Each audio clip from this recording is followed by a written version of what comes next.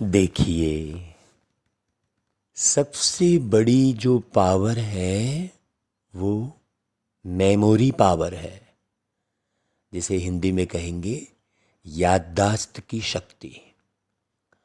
आज जो है कंप्यूटर भी चलता है, आपका मोबाइल भी चलता है, आपकी पेन ड्राइव भी आती है, तो कहते हैं इतने जीबी की मेमोरी पावर है इसमें, है ना।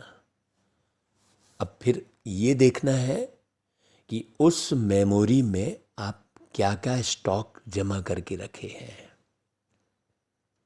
यदि आप मेमोरी में उल्टे सीधे नकारात्मक समाचार, उत्तेजक गीत आप यदि मेमोरी में रिकॉर्ड करके रखते हैं, तो जब भी वो प्ले होगा तो आपको क्या सुनाई देगा, है कि नहीं। उसी प्रकार हम अपनी बुद्धि में, अब हमारी मेमोरी पावर कौन सी है, वो बुद्धि है। जैसे साइंस के साधनों में मेमोरी चिप बोलते हैं या पेन ड्राइव बोलते हैं, है ना। कंप्यूटर में भी मेमोरी पावर होती है, भाई कितने मेमोरी का कंप्यूटर है और उसमें फिर भर क्या रहे हैं। जो भरेंगे मेमोरी में वो प्ले होगा।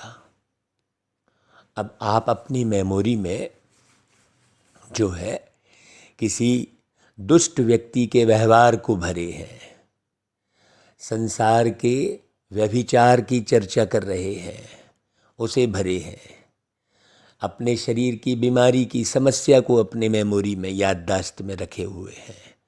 तो जो याददाश्त में आप रखेंगे वैसे ही आपका जीवन प्ले होगा, वैसे ही आपका जीवन चलेगा। तो याद में किसको रखना है, याद में रखना है एक परमात्मा को और परमात्मा के ज्ञान को, उसे ही कहेंगे यज्ञ। और यज्ञ की रक्षा करना बाबा कहते हैं, तो किसकी रक्षा करना, अपने याददाश्त की रक्षा करना। आप अपनी याद में ज्ञान भरे हैं कि अज्ञानता है ना, ईमानदारी है कि बेईमानी है, समझदारी है कि मूर्खता है, क्या है आपकी याद में, आप किसको याद रखे हैं, है ना भाई। तो उसकी संभाल करना। एक तो हम अपनी मेमोरी में रख क्या रहे हैं, अपनी याददाश्त में, और दूसरा कितना रख रहे हैं, क्या रख रहे हैं और कितना रख रहे हैं। जितना आप इस पूरी सृष्टि चक्र की नॉलेज को बुद्धि में रखेंगे, जितनी आप बाबा की याद रखेंगे अपनी बुद्धि में, उतना ही आप हल्के होते जाएंगे, है ना। नॉलेज, आपको नॉलेज है कि आप किस गाड़ी में बैठे हैं, आपको कहाँ उतरना है, आपने प्रॉपर वे में टिकट कटाई है कि नहीं कटाई है, आपको प्रॉपर वे में सीट मिली है कि नहीं मिली है। ये सारी जो सेटिंग है, जो सारा सिस्टम है, यदि आप एक्यूरेट करते हैं तो यात्रा बहुत अच्छी सुखद होती है। और जितना आप सिस्टम को नहीं समझे रहते हैं, व्यवस्थित तरीके से जो नियम है, जो मर्यादाएं हैं, उस अनुसार नहीं चलते हैं, तो ये जीवन की यात्रा दुखद, परेशानी वाली, चिंता वाली, रोग वाली बन जाती है ये यात्रा, है ना भाई। तो हमें ऐसे स्थान से जुड़ना चाहिए जहाँ संपूर्ण ज्ञान हो, जहाँ संपूर्ण समझदारी हो, जहाँ संपूर्ण ईमानदारी हो। यदि ऐसा स्थान नहीं है दुनिया में, मान लो, तो हमें उसका निर्माण करना चाहिए, हमें बारीकी से समझना चाहिए। और समझ हमारे अंदर में कब विकसित होगी, जब हम बुद्धि में दुनिया का कचरा नहीं रखेंगे। हाँ, ये तो समझ आनी चाहिए ना भाई कि क्या कचरा है और क्या बेस्ट है। अभी तो देखो गीत कैसे सुनते हैं लोग, फिल्म कैसी देखते हैं, सब उल्टी सुल्टी, इसकी निंदा उसकी चारी, सब उत्तेजक गीत, उत्तेजक फिल्म, है ना। और बाबा का ज्ञान यज्ञ देखो कितना मीठा, कितना प्यारा, कितना सुंदर बाबा का ज्ञान यज्ञ है।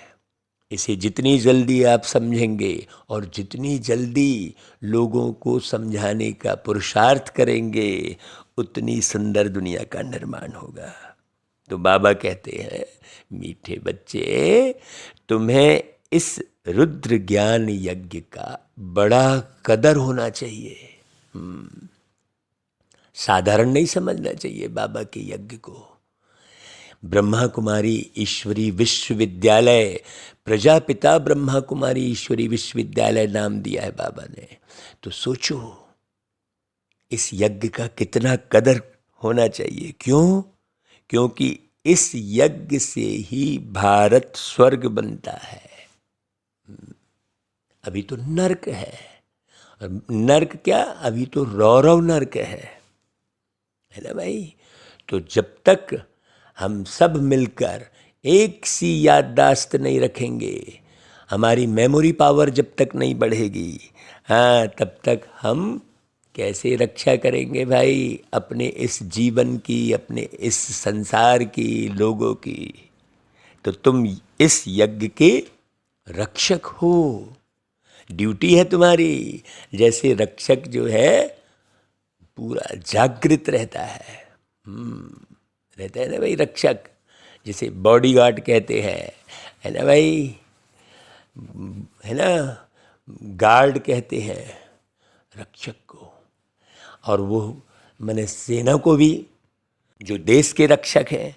तो देखो हम तो लोगों की याददाश्त को चेंज करना है हमें। तो भाई कोई भी व्यक्ति पुरानी उल्टी सुल्टी व्यवहार की बातें ये सब याद में ना रखे।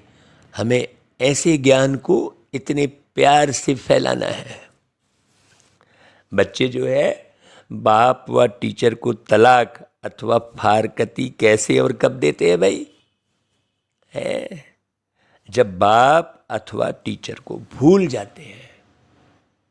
बाबा की बताई हुई जो ज्ञान मुरली है उसको मिस करते हैं।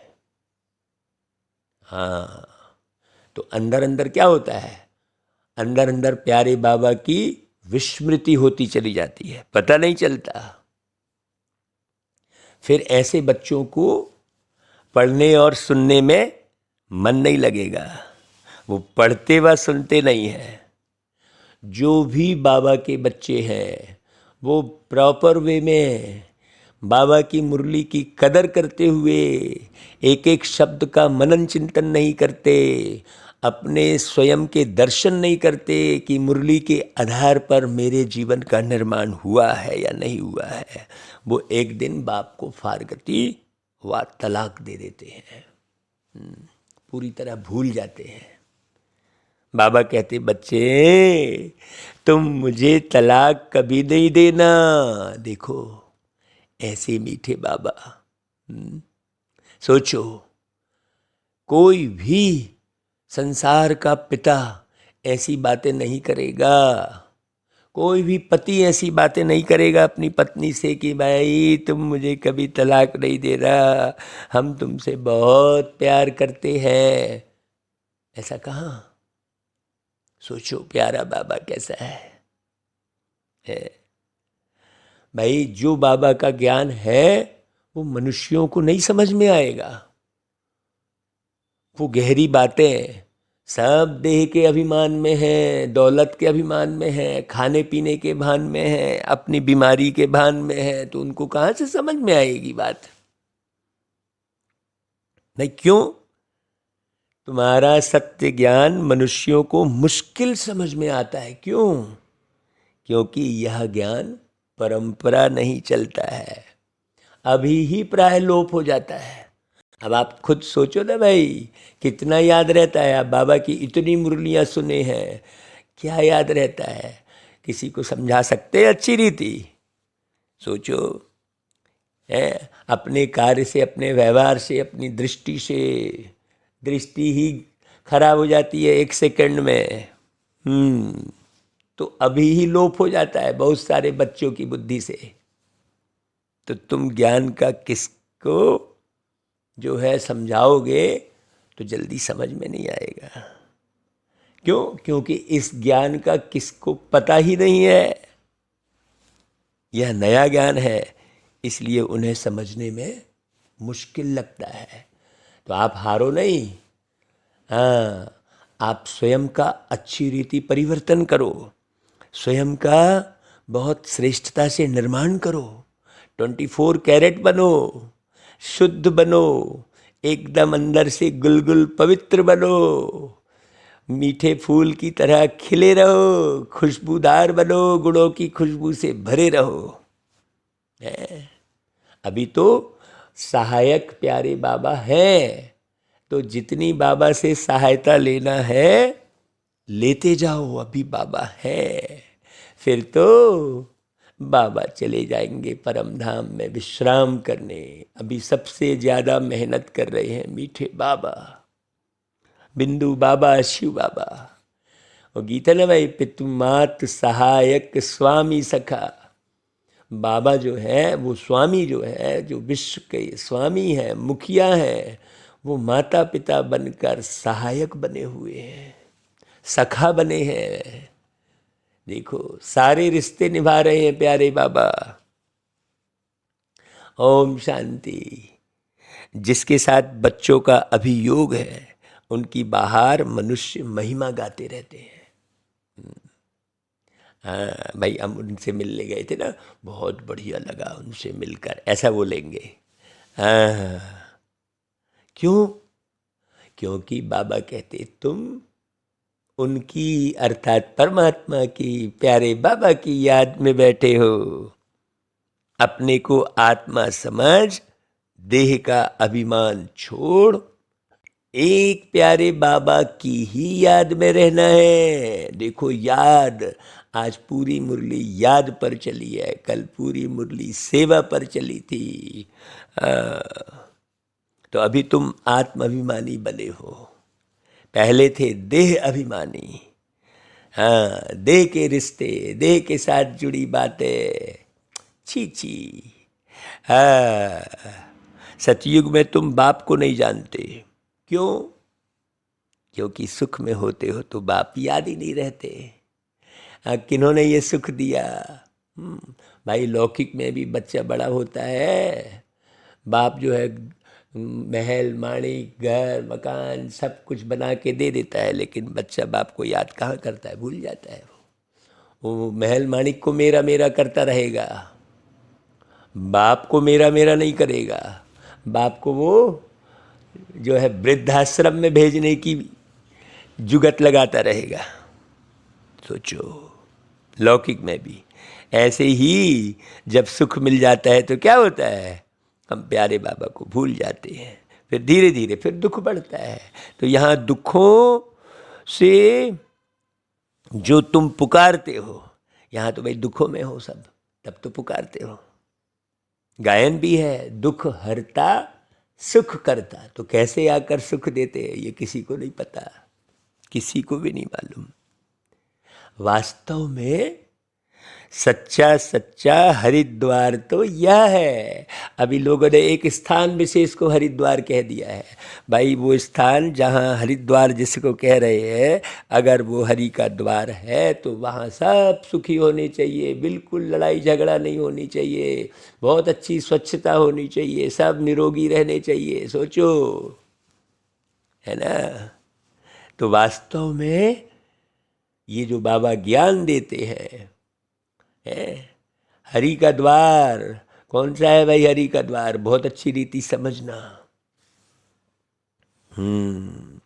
मनुष्य हरि कहते हैं श्री कृष्ण को, बैकुंठ को श्री कृष्ण का हरि द्वार कहते हैं।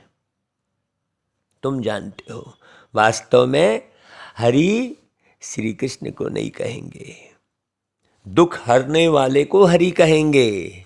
हाँ, वो कृष्ण जी की कथा में दिखाया है, वो कृष्ण जी भी बोल रहे होते हैं वो हरि की कृपा है, ऐसा बोल रहे होते हैं। तो तुम जानते हो शिव बाबा श्री कृष्ण का द्वार अथवा बैकुंठ अथवा सतयुग का द्वार खोलने आए हैं। सच्ची बातें बताकर बुद्धि का जो दरवाज़ा बंद है, हाँ, उसे खोलने आए हैं। कोई मकान बनाते हैं तो कोई ओपनिंग सेरेमनी करते हैं ना, तो बाबा आए हैं हरिद्वार की सेरेमनी करने। कृष्ण की राजधानी में कंस तो होता ही नहीं है भाई। बाप द्वारा हम स्वर्ग का वर्षा ले रहे हैं ना, बाप ही आकर स्वर्ग की स्थापना की सेरेमनी कर रहे हैं स्वयं। ये बड़ी गहरी समझने की बातें हैं। हाँ, है ना। बीच में बाबा ने जैसे कहा कृष्ण की राजधानी में कंस तो होता ही नहीं है। ये कंस क्या है? ये लालच, ये क्रोध, लोभ, मोह, ये कंस है। बहुत अच्छे से समझना। तो मकान का पहला फाउंडेशन लगाया जाता है, फिर मकान बनकर पूरा होता है, फिर सेरेमनी की जाती है। तो बाबा क्या करते हैं? आके फाउंडेशन लगाते हैं। बाबा ने आकर क्या किया है? 1937 में फाउंडेशन लगाया। अभी फिर धीरे धीरे धीरे धीरे स्थापना का कार्य हम सब बच्चे मिलकर कर रहे हैं। तुमको खुशी है कि बाबा आए हैं नई दुनिया स्थापन करने, और हम सब नई दुनिया में जा रहे हैं। बताओ भाई, इस बात की खुशी है कि नहीं? ये पहचान अंदर बुद्धि में गहरे बैठी है कि नहीं भाई, कि हम नई दुनिया में जा रहे हैं। ये पुरानी दुनिया अब गई की गई है। इस पृथ्वी पर पहले था स्वर्ग, अभी तो नहीं है ना भाई। अभी फिर स्थापन कर रहे हैं। स्वर्ग मतलब किसी भी किस्म का वर्ग भेद नहीं है, सब स्व में स्थित है। सब स्वयं को देख रहे हैं।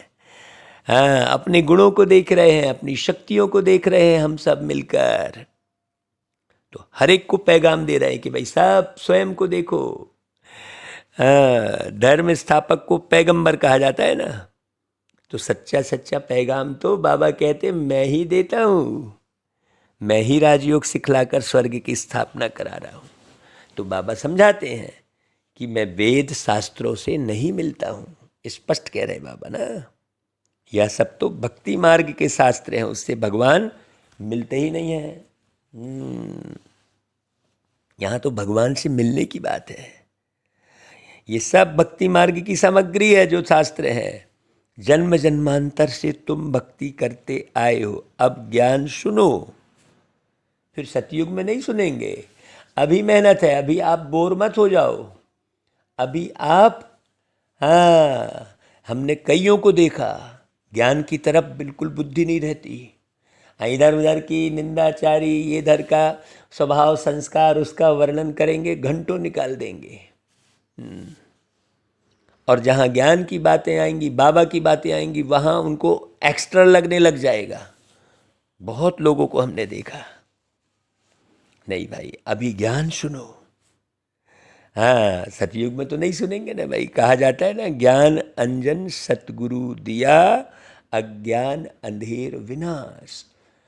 कलयुग है अज्ञानता का अंधेरा, घोर अंधेरा, और सतयुग है सोजरा। तो सतयुग में तो अंधकार ही नहीं है जो भक्ति करें। अभी तो भटकते रहते हैं, जैसे अंधकार में लोग भटकते हैं ना भाई। जरा ही लाइट गोल हो गई तो कैसे भटकते रहे, कहाँ रखा है कोई सामान समझ में ही नहीं आता। ऐसे ही अभी किसी को समझ में ही नहीं आता कौन भगवान है, कौन अच्छा है, कौन खराब है। धोखा खाते रहते हैं। तो अंधकार है, ज्ञान नहीं है। सतयुग में अंधकार है ही नहीं। तो बाप से ज्ञान लो, फिर भक्ति नहीं रहेगी, माने भटकन नहीं रहेगी। तुम जानते हो रावण राज्य किसको कहा जाता है और राम राज्य किसको कहा जाता है ना भाई। उन्होंने तो राम राज्य में भी ढेर सारी इस कलयुग जैसी कहानी गढ़ दी है। जो कलयुग में हो रहा है उसे रामायण में लिख दिया है। नहीं, राम के राज्य में वैसा होता ही नहीं जैसा रामायण में लिखा है। इसे समझने की जरूरत है। तुमको सारी रोशनी मिली है, क्योंकि बाबा आकर डायरेक्ट हम बच्चों को जगा रहे हैं। उठो बच्चे, उठो। तो ये वाली नींद की बात थोड़ी है जो अज्ञान की नींद में सोए पड़े हो। अब देखो, दीपावली मनाते हैं दुनिया में, उसमें दीपक कोई छोटे कोई बड़े बनाते हैं। अब यह छोटे बड़े दीपक जग रहे हैं ना भाई, यहाँ भी ऐसा ही है। ज्ञान का घृत मिल रहा है भाई। मनुष्य मरते हैं तो दीपक में घृत डालते हैं कि नहीं भाई, कि प्राणी अंधेरे में ठोकरें ना खाए। अब सोचो, ये वाला दीपक जलाकर उस आत्मा को नई ठोकरें खाने का सिस्टम समझ रहे हैं, जबकि ज्ञान का दीपक जगाकर कोई आत्मा को भरपूर करेंगे। देखो, कल ही शाम को जो है बता रहे थे ना भाई हम, कि जब आप शरीर छोड़ेंगे तो क्या स्मृति में रखेंगे भाई। जो स्मृति में रहेगी वही शरीर छोड़ने के बाद वैसे ही आगे आप भटकेंगे या सीधे परम धाम जाएंगे। क्या करेंगे? आप परम धाम की स्मृति में सदा रहेंगे। परम धाम वाले बाबा, शिव बाबा की स्मृति में रहेंगे तो यहाँ कहीं भी भटकेंगे नहीं। सतयुग की स्मृति में रहेंगे तो बाबा को छूकर परम धाम से और फिर वापस सतयुग में आ जाएंगे। तो ऐसे ज्ञान का घृत डालते हैं कि प्राणी अंधेरे में ठोकरें ना खाए। वो तो स्थूल दीपक में वो वाला घृत डाल देते हैं, वह हद की बातें, और तुम्हारी है बेहद की बातें। जब रावण राज्य शुरू होता है तो ठोकरें खाना शुरू होती है। देखो, ये समझने की जरूरत है बहुत गहरी। अभी दिन प्रतिदिन अधिक ही ठोकरें खाते रहते हैं। क्यों? क्योंकि काम, क्रोध, लोभ, मोह, अहंकार, ईर्ष्या, द्वेष, निंदा, ग्लानि, दुख, अशांति, परेशानी, व्यभिचार, बेईमानी, देखो कितनी सारी विकृति है, ये बढ़ती ही चली जाती है कि नहीं भाई? तो ठोकरें खाते हैं। पहले एक की भक्ति करते, अब तो मनुष्यों की, टिवाटे की, पेड़ की, का पता नहीं, जल की, सब की भक्ति करते रहते हैं। भक्ति की बहुत सामग्री है। जितनी वृक्ष की सामग्री है, बीज से जितना बड़ा वृक्ष निकलता है, भक्ति भी इतनी है। ज्ञान है बीज। यह सृष्टि तो अनादि अविनाशी है ना भाई, इनका कब विनाश होता ही नहीं है। यह सृष्टि चक्र लगाती ही रहती है। बीज भी एक है तो झाड़ भी एक है। ऐसे नहीं आकाश में, पाताल में, सूर्य में, चांद में दुनिया है। यह तो साइंस वाले चंद्रमा में जाकर रहने की कोशिश करते हैं, परंतु यह नहीं जानते कि साइंस से सारी दुनिया का विनाश होना है। और राज्य हम बच्चे ले लेंगे। देखो भाई, बाबा कहता है ना भाई, सोचो आज जितनी भी साइंस की सामग्रियां बनी हैं सब दुखदाई हैं। कंप्यूटर देखो तो हैंग हो जाता है, तो फाइल उड़ जाती है, तो गैस सिलेंडर जो है ब्लास्ट हो जाता है, तो मोबाइल ब्लास्ट हो जाता है। देखो जो भी चीज़ बनी है, एरोप्लेन क्रैश हो जाता है, ट्रेन जो है एक्सीडेंट हो जाती है, बसें देखो तो भिड़ जाती हैं। देखो सब कारण क्या है? सोचो। जो भी साइंस के साधन बने हैं, अभी हम बिल्कुल करंट की बात बता रहे हैं, एकदम ये गारंटी, 3 साल की गारंटी, 5 साल की गारंटी, ऐसा कर करके माल बेचते रहेंगे। नया का नया वायर हम लेकर आए, लगाए, वो चार्ज ही नहीं हो रहा है। क्यों? क्योंकि बाहर से तो बड़ा सुंदर दिख रहा है और अंदर उसकी चार्जिंग की कैपेसिटी ही नहीं है, वो क्वालिटी ही नहीं बनाते। सोचो, पैसा खूब भरपूर मांगते रहेंगे, वो नए के नए वायर से वो मोबाइल चार्ज ही नहीं हो रहा है। फिर धीरे से पता लगा है भाई ये चार्जर ख़राब है कि ये वायर ख़राब है कि हमारे मोबाइल की बैटरी ख़राब है, तो पता चला वो नया का नया वायर ही ख़राब है, जो कनेक्शन है। जब कनेक्शन ही ख़राब रहेगा तो चार्ज कैसे होगी भाई बैटरी? ऐसे ही तो है। तो ज्ञान बहुत एक्यूरेट होना चाहिए। ज्ञान का जो तार है बहुत एक्यूरेट होना चाहिए, तभी आत्मा बैटरी चार्ज होगी अच्छे से। बहुत अच्छे से समझना, साइंस का साधन तो विनाश के लिए है। बहुत अच्छे से समझना। बाबा कहते हैं कि यह सब ड्रामा में भी नून ही है। दूसरे इन बातों को समझेंगे ही नहीं। राजाई तो भाई तुमको ही मिलनी है, कितनी खुशी होनी चाहिए, क्योंकि कनेक्शन है तुम्हारा, है ना भाई। ये सारे कनेक्शन की बात है, चाहे कृष्णपुरी का कनेक्शन, चाहे क्रिश्चियनपुरी का है। इन्होंने तो भारतवासियों को आपस में लड़ाकर कृष्णपुरी को क्रिश्चियनपुरी बनाया। अब बाबा कहते हैं हिसाब लेना है। इनको आपस में लड़ाकर माखन तुमको देते हैं अथवा तुमको विश्व का मालिक बनाते हैं। या आपस में लड़ेंगे जरूर। वह समझते हम पहलवान, वह कहते हम पहलवान। हम जीतेंगे, लेकिन सबसे पहलवान तो तुम निकल पड़े हो। पहलवान किसको कहेंगे? जिसके पास अक्ल होती है। बाकी हट्टे कट्टा है और अक्ल ही नहीं है, सोचो। हाँ, है ना भाई। कहते हैं ना, अक्ल बड़ी या भैंस है।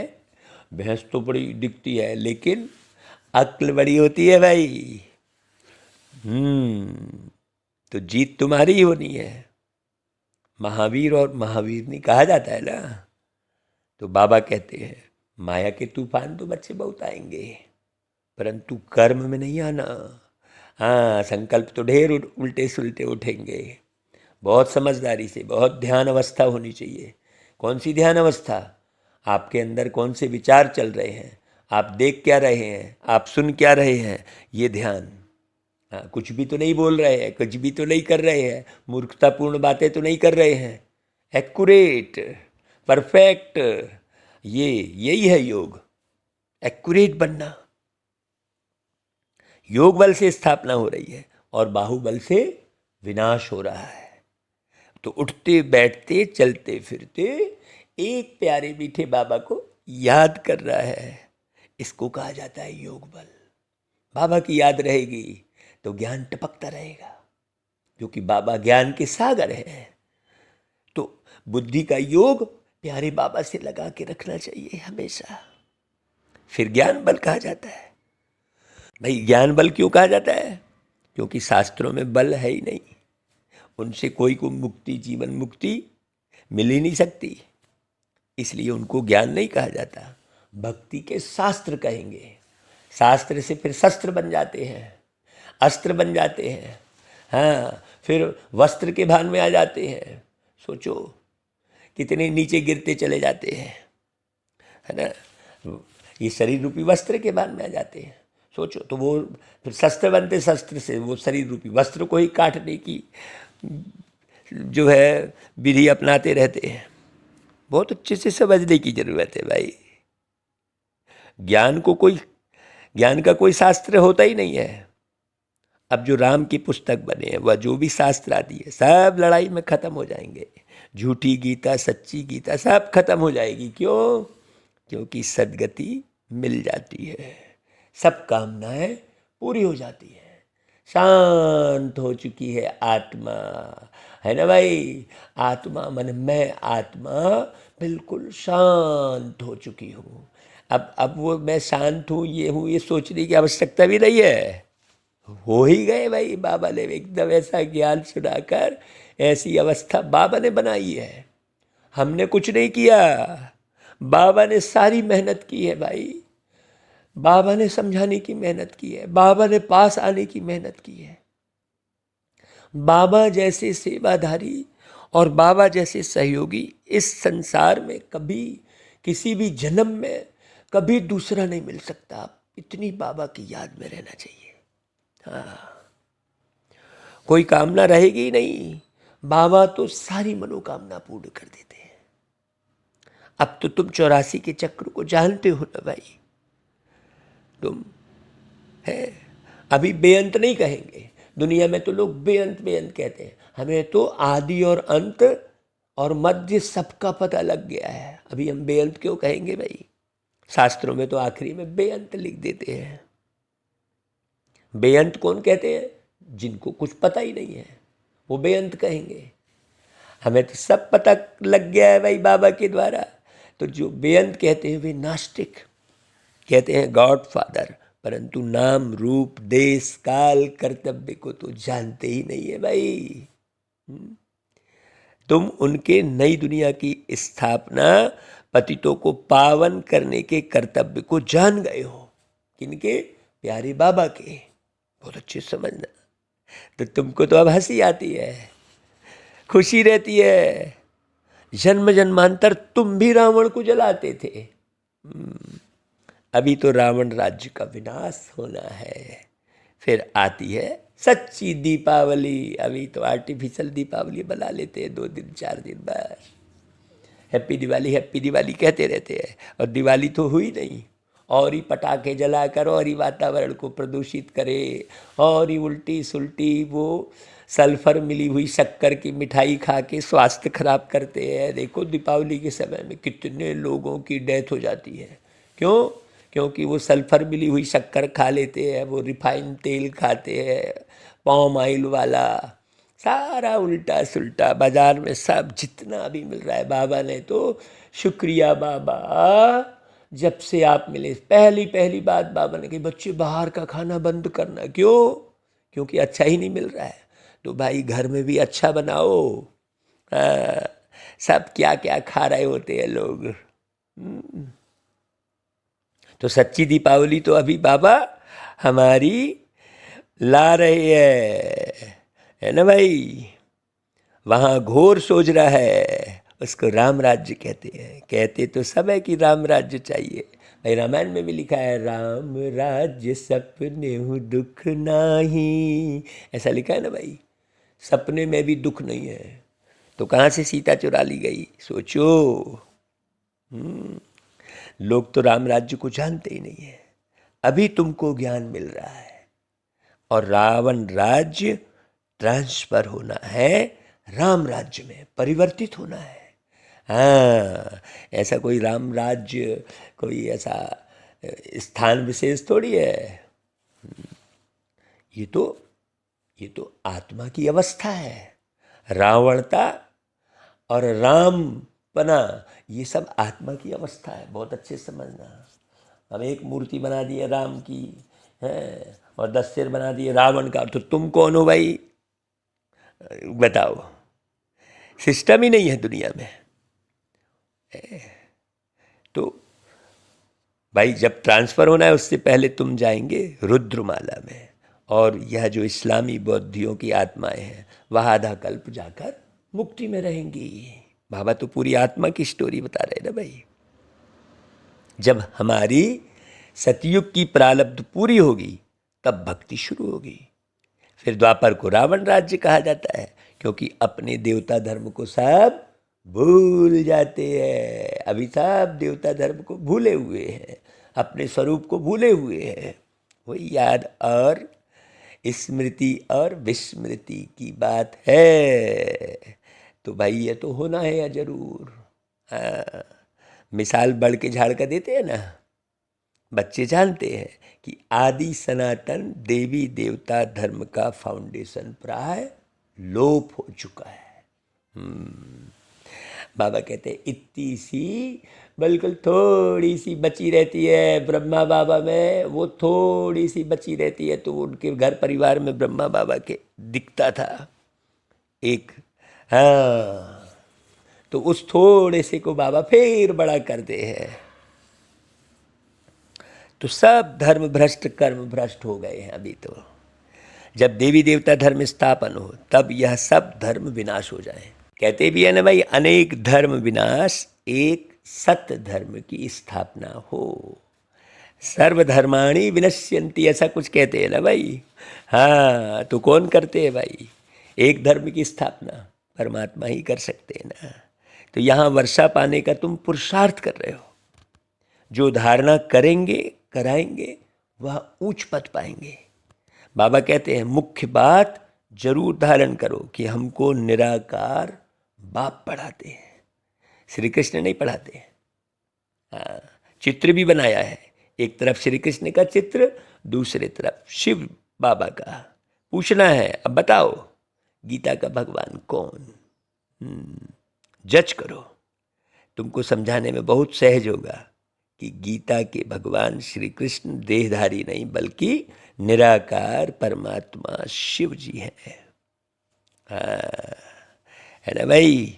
तुमको मालूम है गीता का ज्ञान फिर से बाबा दे रहे हैं, कोई नई बात नहीं है, नथिंग न्यू। गीत में भी है, गीता का ज्ञान फिर से सुनाने पड़े, है ना भाई?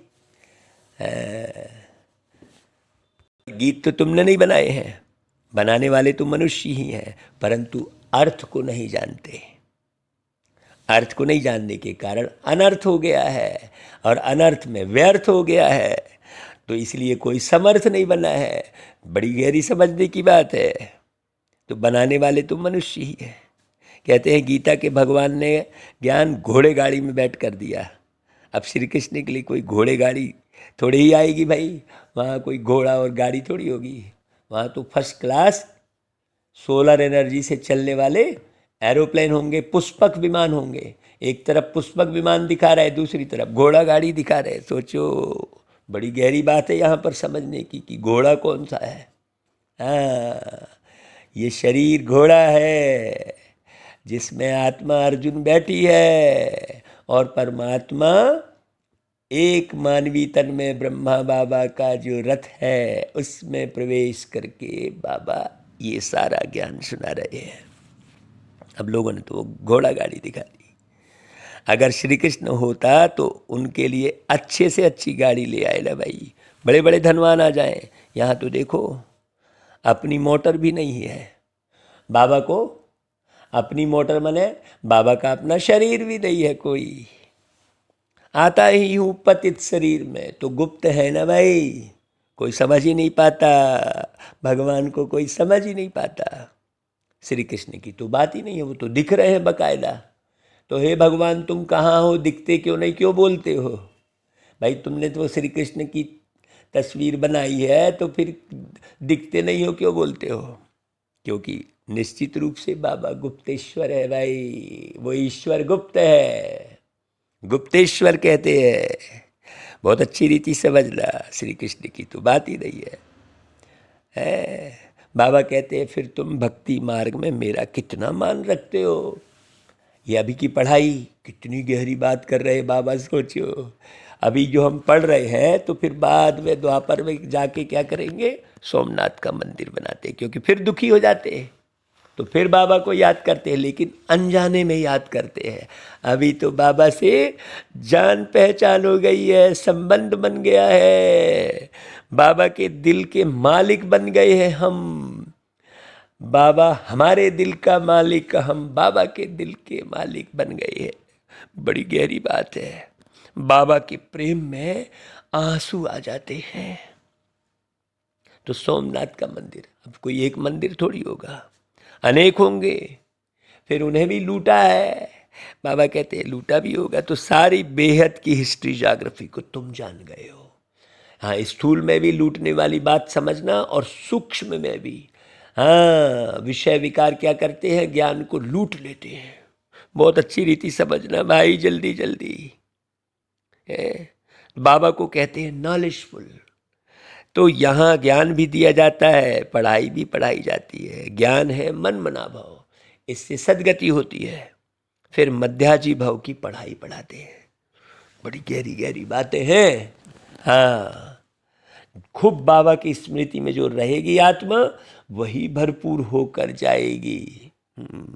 टीचर और गुरु का पार्ट भी इकट्ठा चलता है भाई। बाबा सारे वर्ल्ड की हिस्ट्री ज्योग्राफी तुमको पढ़ा रहे हैं ना भाई। तो सच्ची सच्ची नंस तुम हो, क्योंकि तुम एक को याद करती हो भाई। जैसे देखो, नंस को गले में क्रॉस पड़ा रहता है ना, तो क्राइस्ट को याद करती है, समझती है क्राइस्ट गॉड का बच्चा था। तुम जानते हो कि क्राइस्ट कोई गॉड का बच्चा नहीं था। हाँ, क्राइस्ट की आत्मा गॉड का बच्चा थी। अभी सोचो क्या लगाया निशानी में, क्या लगाया, वो सूली और उसमें बने हुए वो शरीर का चित्र, उधर भी वही शरीर का चित्र और सूली का चित्र है, जबकि आत्मा थी ना भाई क्राइस्ट का बच्चा। सोचो, ऐसे तो हम सभी हैं। बाबा आकर 3 धर्म स्थापन करते हैं। तुम ऊंचे ते ऊंची चोटी ब्राह्मण हो। क्यों? क्योंकि तुम ऊंचे ते ऊंचे विश्व की सेवा करते हो, मनुष्य को आत्मा का ज्ञान देते हो। तुम आत्मा को बाबा से वर्षा मिलता है, तो बरोबर बाबा कल्प कल्प के संगम युगे वर्षा देने आते हैं। शास्त्रों में तो युगे युगे लिख दिया है, कल्प अक्षर 20 से निकाल दिया है। उनका नाम ही है पतित पावन बाबा का, है ना भाई। तो युगे युगे आकर क्या करेंगे भाई? सोचो, कल्प में एक बार आकर पावन बनाकर चले जाते हैं। कल्प में एक ही बार बाबा जमी पर आते हैं, हम बच्चों को बाबा पावन बनाते हैं। ऐसे करके गीत बनाए थे भाई। कल्प में एक ही बार बाबा आते हैं। बहुत अच्छी रीति समझना, ये कल्प 5000 साल में रिपीट होता है ना भाई। पिछली मुरलियों में भी खूब अच्छी रीति बाबा ने समझाया है। आप पहले की मुरलियां भी पूरा पढ़िए, एक एक करके अच्छी रीति बुद्धि लगाइए इसमें। तो बाबा कहते हैं कि भाई मैं पावन बनाकर फिर चला जाता हूँ। तो बाप कहते हैं भाई बच्चे मुझे तलाक मत देना। आजकल स्त्रियां पति को तलाक दे देती हैं, वैसे हिंदू नारी पति को कभी तलाक नहीं देती थी। हाँ, ये तलाक शब्द तो अपने हिंदू धर्म का है ही नहीं पहली बात तो तुमको मुरली सुननी है जरूर। मुरली नहीं सुनते हो तो गोया बाप टीचर को भूल जाते हो। यह भी जैसे तलाक हो गया, तो तुमको भी कितना टेंशन देना है। हाँ, ऐसे नहीं कि बस जल्दी जल्दी मुरली सुना दो भैया, हाँ वो सार सुना दो, वो मीठे बच्चे सुना दो, वरदान सुना दो, ऐसा नहीं है। अच्छी रीति पढ़ रहा। अब नापास होंगे तो भाई कल्प कल्पांतर नापास होंगे। अंत में सबको मालूम पड़ जाएगा, देखना कि किस किस ने कितनी पढ़ाई पढ़ी थी। केवल बोलने वाले थे, सुनाने वाले थे, या नेचुरल में पढ़ाई पढ़ रहे थे। सब कहते हैं कि शांति चाहिए, गोया मुक्ति चाहते हैं। कहते हैं कि दुख में सिमरन सब करे, सुख में करे न कोई। कहते हैं जो सुख में सिमरन करे तो दुख काहे को होए। तो आधा कल्प सुख, उसमें कोई सुमिरन करता ही नहीं है, और आधा कल्प दुख। सुख दुख का खेल इस भारत पर ही है। तुम तो कहेंगे हम ही देवता, हम ही छत्री, तो हम सो का अर्थ भी तो कोई भी नहीं जानते हैं।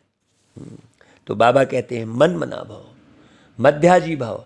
अब लोग तो कह देते हैं कि फलाना व्यक्ति ये कर्म किया तो कुत्ता बन जाएगा। अरे भाई, यहाँ तो बाबा ने आत्माओं का पाठ इतना गहरा पढ़ाया कि जिस धर्म की आत्मा है उसी धर्म में जन्म लेती है। सीधी सी बात है भाई, जहाँ संबंध है वहीं तो जन्म लेगी ना भाई आत्मा।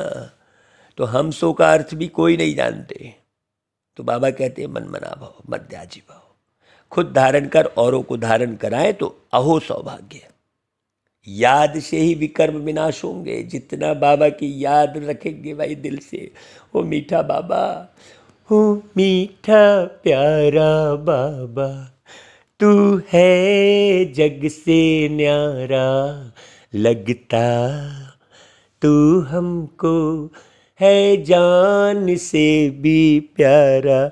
हमको तो भैया, हमको लगता है मुरली जब पूरी रिकॉर्ड हो जाती है, हम तो लगता है ये फिर मीठे मीठे सिकिलदे बच्चे आने वाला है, फिर साथ, फिर धारणा, फिर स्लोगन, मुरली समाप्त होने वाली। अरे भाई मुरली समाप्त ही ना हो, मुझे तो ऐसा लगता है। मुरली सुनने के बाद क्या करें ऐसा लगता है। हाँ, यहाँ तो कहीं मन ही नहीं लगता भाई। हाँ, कोई है ही नहीं, सारी दुनिया कंगाल अंधकार मचा रखा है। कहाँ जाएं? चुपचाप बाबा को याद करते रहते हैं। तो जो खुद धारण करे और दूसरों को धारण कराए। भाई याद में ही विकर्म विनाश होंगे। याद की गंगा में डुबकी लगाना है, कहाँ गंगा में स्नान करना और कहाँ बाबा की याद में रहकर पावन बनना, कितना अंतर है सोचो। तो स्थूल सब छोड़ो, बच्चों को यज्ञ के पैसे की बहुत कदर होनी चाहिए, एक एक पैसे की। क्यों? इसी एक एक कणा दाना से अपने को पूरे भारत को स्वर्ग बनाना है भाई, इससे ही भारत स्वर्ग बनता है। तो बाप है गरीब निवाज, जरा भी इधर उधर खर्च नहीं करना चाहिए फालतू में। गरीबों की पाई पाई पड़ेगी तब वह साहूकार बनेंगे स्वर्ग में। फिर हेल्थ वेल्थ हैप्पीनेस है, अगर हेल्थ वेल्थ है तो हैप्पीनेस तो है ही भाई। अगर हेल्थ हो वेल्थ ना हो तो हैप्पीनेस तो हो ही नहीं सकती। सतयुग में हेल्थ वेल्थ है तो सदैव हैप्पी रहते हैं, वहाँ कभी रोते ही नहीं हैं। तो तुमको भी यहाँ रोना नहीं है, नहीं तो जरा सी कोई सामग्री नहीं मिली तो अंदर दुखी हो गए। नहीं भाई, माया के तूफान क्या करते हैं? मुरझा देते हैं। ये आकर्षण जो है ना, मुरझा देता है आपको। हेल्थ मिलती है भाई हॉस्पिटल से और वेल्थ मिलती है पढ़ाई से। भाई कौन से हॉस्पिटल से? वो दवाइयों वाले हॉस्पिटल की बात नहीं कर रहे बाबा। ये बाबा का जो रूहानी हॉस्पिटल है। तो देखो मेरे बच्चे कितने गरीब है, 3 पैर पृथ्वी में हॉस्पिटल खोल देते हैं। रूहानी हॉस्पिटल की बात है ये, जिस्मानी हॉस्पिटल की नहीं। क्योंकि सब आत्माएं बीमार हैं, आत्मा बीमार तो शरीर बीमार। तो ऐसी हॉस्पिटल खोलो जहाँ से सबको हेल्थ वेल्थ मिलती है। अच्छा भाई, बाबा फिर याद प्यार देते हैं, मीठे मीठे सिकिल दे बच्चों प्रति मात पिता बाप दादा का याद प्यार और गुड मॉर्निंग। रूहानी बाप की रूहानी बच्चों को नमस्ते, और हम रूहानी बच्चों की रूहानी मात पिता बाप दादा को याद प्यार गुड मॉर्निंग और नमस्ते। अच्छा भाई, धारणा के लिए मुख्य सार बाबा कहते हैं, देखो बच्चे, माया के तूफानों से कभी मुरझाना नहीं है, क्योंकि सारी दुनिया में माया के तूफान मचे रखे हैं, उससे कभी नहीं मुरझाना, सदैव खुशी में रहना भाई। दूसरी पॉइंट, हमको निराकार बाप पढ़ाते हैं, इस नशे में रहना है। इस झूठी दुनिया में कोई भी कामना नहीं रखनी है, कुछ भी नहीं। हाँ, सब कुछ पा लिया है हमने, अब पाना कुछ बाकी नहीं, अब पाना कुछ बाकी नहीं। हर एक प्यास बुझी है मन की, अब आत्मा प्यासी नहीं, अब पाना कुछ बाकी नहीं। कितने वरदान बाबा ने दे दिए। आज का वरदान सुनो भाई, हर रोज की मुरली के साधन द्वारा व्यर्थ को समाप्त खत्म करने वाले पास विद ऑनर भव। हर रोज की मुरली मन को बिजी रखने का साधन है। मुरली की कोई भी पॉइंट पर मनन करते रहो तो मन बिजी रहेगा और व्यर्थ स्वतः खत्म हो जाएगा। अब आप देखो, सारे दिन में आप मुरली की पॉइंट की मनन कर रहे हो कि किसी के व्यवहार की पॉइंट पे मनन कर रहे हो, कि समस्याओं की पॉइंट पर मनन कर रहे हो, कि बीमारी की पॉइंट पर मनन कर रहे हो? क्या मनन कर रहे हो सारे दिन आप? हाँ, जितना मुरली सुनेंगे, जितना मंथन करेंगे, हाँ, उतना ही रत्न निकलेंगे भाई। भक्ति में तो सागर मंथन दिखा दिया है। ये ज्ञान सागर का ज्ञान मंथन करो तो व्यर्थ स्वतः खत्म हो जाएगा, है ना भाई। अपने मन को मनसा वाचा और कर्मणा सेवा में इतना बिजी कर दो जो व्यर्थ संकल्प आवे ही नहीं, तभी फाइनल पेपर में पास विद ऑनर हो सकेंगे भाई। अगर व्यर्थ संकल्प चलने का अभ्यास होगा तो समय पर धोखा खा लेंगे। अच्छा भाई, स्लोगन, प्लान को प्रैक्टिकल में लाने के लिए बालक और मालिकपन का बैलेंस रखो। कहाँ बालक बनना है, कहाँ मालिक बनना है। जहाँ सुनना है वहाँ बालक बन जाओ, और जहाँ किसी को समझाना है वहाँ मालिक बन जाओ। अच्छी रीति बहुत अच्छे से समझना। जहाँ अपनी बात रखनी है तो वहाँ बालक बन जाओ। बालक बनकर अपनी बात रखो, मालिक बनकर अपनी बात मत रखो। हाँ, बहुत गहरी बात। और जहाँ प्यार लुटाना है, जहाँ शक्तियाँ देनी है, जहाँ सुंदर व्यवहार करना है, वहाँ मालिक बनो। बहुत अच्छे से समझना। अच्छा भाई, ओम शांति।